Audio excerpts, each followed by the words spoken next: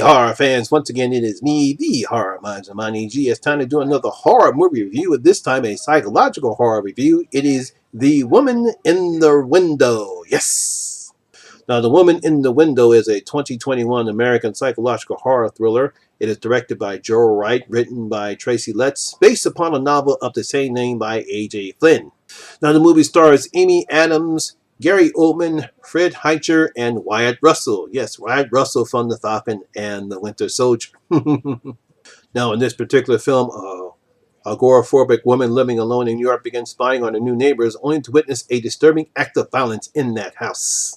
Now, when it comes to psychological thrillers, some of the best ones are people who are confined in their house and they witness something terrible, but no one believes them. Whether a person is suffering from mental conditions such as agoraphobia or if the person's credibility is in question. Now, this may come to the fact that the person has been in trouble with the law before, or they happen to cry wolf too many times and no one simply can't believe them. Now, they spend the rest of the movie trying their best to prove what they witnessed is true, while the filmmakers try their best to fool the audience. Maybe what they witnessed is true. Maybe it's something that just happened in their minds. We don't know. Now, that is what film director Joel Wright, along with screenwriter Tracy Letts, do with their adaptation of A.J. Flynn's novel, The Woman in the Window. Now, in this film, we're introduced to Dr. Anna Fox, a child psychologist who's living in her brownstone apartment in Harlem, New York. Suffering from agoraphobia, the fear of going outside, she spends her day drinking too much, talking to her husband and her daughter Olivia, that's because they're separated, and also spying on her neighbors across the street. Now, when her new neighbors, called the Russells, move into across the street where she can actually see them, she befriends Jane Russell and her son Ethan. Later on, unfortunately, Anna witnessed something terrible happening to Jane. Oh no!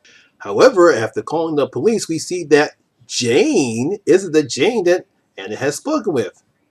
Ethan tells her that she's never met his mother along with his father, Alistair. They all say that that's not Anne, wasn't Jane you spoke with. You never met her. This is my Jane, and she's a totally different woman that we saw Jane earlier in the film. So, did Anna actually see Jane get stabbed, or was it just a figment of her imagination? That's basically what the film plays on with the audience. Now, I'm sure almost everyone who saw the trailer and this film will be getting Rear Window vibes from it. Mainly because the elements are similar to that film and also others like it, such as Disturbia. That's because they all have something similar in common. They all have someone who is confined in their house, and they all witness something terrible, and the people around them don't believe them. Like in Disturbia, Shia LaBeouf's character, he's confined into the house because he's on house arrest, but he witnesses something terrible with his neighbor across the street. Just like in James Stewart's character in Rear Window, where he sees something terrible happen across his neighbors, but unfortunately the police don't believe him. Now, I do like the approach Joe White uses in this film, particularly when it comes to Anna's apartment. It's dark, dim, and dingy. It uses a very dull color palette with no bright lights and nothing cheerful or joyful. The only thing that's joyful is Anna's cat, Punch. Yeah, I love that cat. No, I think it's the best way to reflect Anna's current state of mind. I mean, she's in a dark place and she's unable to escape the trauma that led her to this current condition. Also, Danny Elfman's music also accentuates Anna's state of mind and how she is right now. So I think how he films her apartment and the music along is the best way how it reflects Anna's state of mind, and it's a great way to build Anna's character. Now, Tracy Letts' script also does a good job in developing the character as we get to see what Anna goes through throughout the day. The film takes the approach where we see, like it starts off on a Sunday, we see Anna, she's suffering some type of dream, as we see some type of dream that she's having, and she wakes up and she has no idea where she is. She drinks too much, taking pills, and looking at her neighbors across the street. She can actually know the names, what time to leave, and all that other stuff. She has it down pat, and that's basically what the film does. We get to see it all the time, and she doesn't do anything other than watching her neighbors. It really make her feel sorry for her character. Now, after witnessing the attack on Jane, we hope this is the break that Anna needs so that she can move past the trauma that is crippling her, because she seems to can't get past what's happened to her, and we really feel sorry for Anne. No, Amy Adams does a fine job as a distraught Anna. She gives the right amount of anguish, frustration, sadness that a person like Anna should be. She truly believes something bad has happened to Jane, and that she will do her best to prove it, and to also protect Ethan as well. It sounds like she's trying to make up something happened to her. Now, while that aspect of the film is good, unfortunately, the film decides to go in a direction that kind of makes it kind of clunky. We get a review of what actually happened to Anna and what caused her current condition. Her current condition. Now, not that I really had a problem with it, but for some reason, it kind of takes the tone different. The film was going in a nice pace way. We're trying to figure out whether or not did Anna see Jane get stabbed, or was it a figment of her imagination? And then all of a sudden, we get to this scene right here. Now, obviously, people who have seen this film know what I'm talking about. I guess they were trying to make it so that maybe Anna is crazy and maybe she did imagine what she did. I guess that's why they decided to put this aspect of the film. But to me, it kind of takes the tone away. Not only that, in the third act, a twist occurs that to me doesn't make sense, at least character wise. Now, I'm sure for people who read the book might know what I'm talking about, and while it makes sense in the book, Tracy Scripps comes out of left field, taking the film down a few notches with it as well.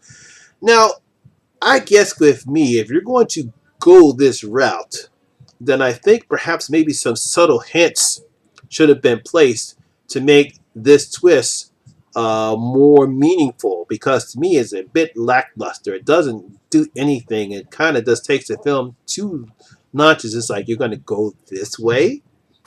Now, like I said, I didn't see it coming, but to me, when it happens, it's like, wow, okay, but it doesn't make sense character wise.